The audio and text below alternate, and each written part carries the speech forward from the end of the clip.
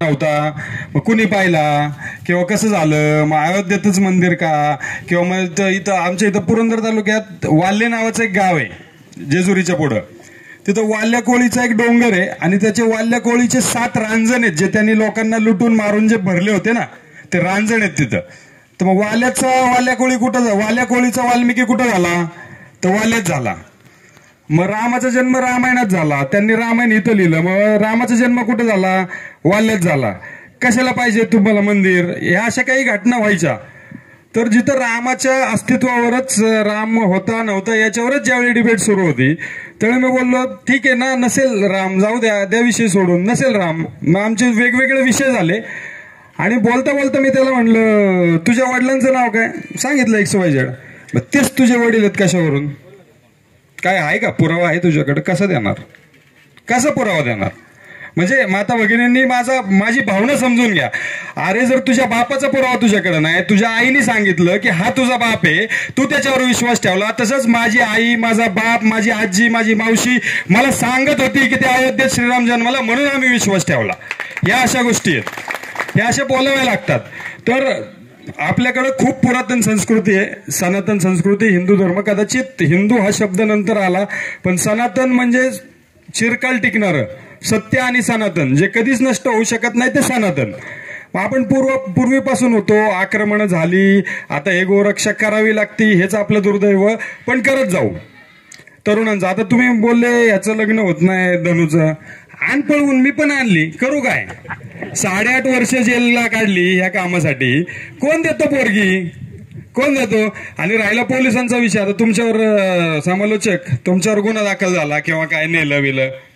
आता काय झालं ना, आता सत्ता आपली आहे, आपल्या विचारांची. आता आशाताईंनी फोन केला, सोडलं तुम्हाला. आम्ही पूर्ण काम करताना सत्तेच्या विरोधात काम केलं. आमच्या वेळी इथं पण सत्ता त्यांचीच, वरती पण सत्ता त्यांचीच. दरोड्याचे गुन्हे टाकले, विनयभंगाचे गुन्हे टाकले, खंडणीचे टाकले, खोटा मोका लावला, पण आम्ही आजही हटलो नाही. पण आज स्वीकारलं. जे हिंदुत्ववादी होते, एकनाथ शिंदे साहेबांसारखा माणूस, त्याला माहिती होतं पहिल्यापासून की तिच्या आईला हिंदुत्ववाद्यांवर खोटे गुन्हे दाखल करतात, त्यांच्यावर सुद्धा झालेले आहेत. घेतलं आम्हाला, दिली ताकद, करतोयच ना काम आता. त्याच्यामुळं ते लग्न आणि काय होत आहे आपोआप, काय नाही. तिथं पण डेअरिंग दाखवायची. आता ह्याच्यात डेअरिंग दाखवत नाही का, तळ हातावर जीव घेऊन फिरतो आम्ही गोरक्षक. आम्ही रात्री 3-3 वाजता जायचो. कसायांनी सुपाऱ्या दिल्या, कसायांनी पोलीस स्टेशनमध्ये पोलिसांसमोर हप्ते लाच द्यायचा प्रयत्न केला, 4 वेळा मारायचे प्रयत्न झाले, पण आम्ही हटलो नाही. आता तुमचं तसं काही होऊ शकत नाही, कारण तुमच्या मागं अशी खूप लोक आहेत, विशेष म्हणजे सत्ता आपली आहे आणि आमच्यासारखी लोक आहेत. तशी काही वेळ आली तर आम्ही परत जुनं रूप घ्यायला आम्हाला वेळ नाही लागणार, एवढं मी सांगतो. परत भेटू. आमच्याकडून काही तुम्हाला मार्गदर्शन लागू द्या. मार्गदर्शन म्हणजे काय असतं ना, की आम्ही ह्या रस्त्यातून गेलोय धनंजय, आणि आम्हाला माहिती आहे कुठं खड्डा आहे, तुम्ही कुठल्या खड्ड्यात कसं पडणार आहे. त्याच्यामुळे आम्ही फक्त तुम्हाला सांगू की धनंजय पडशील रे, सरळ ये, जरा टर्न मारून ये, हे मार्गदर्शन राहील. आणि जर तशी कधी उतरायची वेळ आली रणांगणात, तर हे वंशज आहेत हंबीरराव मोहित्यांचे, माझं आडनाव हंबीर आहे, मी पण उतरतो 2 हातात 2 घेऊन. काही काळजी करू नका. तुम्हाला खूप खूप शुभेच्छा. मी थांबतो, मलाही पुण्याला जायचंय, 4 तास जायला लागतात. मलाही तिकडे खूप कार्यक्रम आहेत. तुम्ही बोलवलं, मला एवढा सन्मान दिला. माझ्यासारखा एक गुन्हेगार, मला एकनाथ शिंदे साहेबांनी जिल्हा प्रमुख पद दिलं. कसंही असेल तरी 7 बरं कागद बोलतो ना, कागदा गुन्हेगारच ना हो. कोण विचार करतो हिंदुत्ववादी आहे का बाबा, कसा आहे, गुन्हा खरा आहे का खोटा आहे, केली चोरी नाही चोरी केली, फॉर्च्युनर घेऊन जाऊन 500 रुपये चोरले, असा गुन्हा आहे आमच्यावर. सॉरी, त्यावेळी स्कॉर्पिओ होती, स्कॉर्पिओ घेऊन गेला, 500 रुपये मोबाईल चोरला, कोणाचा कसा याचा. आता तर तसे गुन्हे पडत नाहीत आपल्यावर.